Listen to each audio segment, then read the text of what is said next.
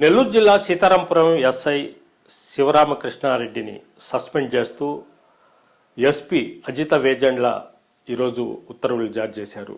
ప్రధాన కారణం అంటే ఆర్మీ జవాన్ని కొంతమంది దాడి చేయడం జరిగింది. ఆ కేసులో ఎస్ఐ చాలా నిర్లక్ష్యంగా వ్యవహరించడంతో పాటు గత కొంతకాలంగా ఆ ప్రాంతాల్లో ప్రతి కేసుకు ఒక రేటు అంటూ విధించి అతను అవినీతికి పాల్పడుతున్నారంటూ కూడా పలు ఆరోపణలు రావడం జరిగింది. అయితే ఇటీవల కాలంలో ఆర్మీ జవాన్పై ముగ్గురు దాడి చేయడం జరిగింది. ఆ కేసులో ఎస్ఐ చాలా నిర్లక్ష్యంగా వ్యవహరించడం, కనీసం పోలీస్ స్టేషన్లో 2-3 గంటల పాటు ఆ జవాన్ ఎస్ఐ కోసం వేచి ఉన్న అతను స్టేషన్కి రాకపోవడం, ఫోన్ చేసినా మళ్ళీ చూద్దాం ఏమంతా అర్జెంట్ అన్నట్టు కూడా వ్యవహరించడంతో ఆ ఆర్మీ జవాన్ వచ్చి ఎస్పీ అజిత వేజండ్లకు ఫిర్యాదు చేయడం జరిగింది. ఈ మేరకు ఎస్పీ దీని మీద విచారణ జరిపించాలంటూ కావలి డిఎస్పీ శ్రీధర్ని ఆదేశాలు జారీ చేయడం జరిగింది.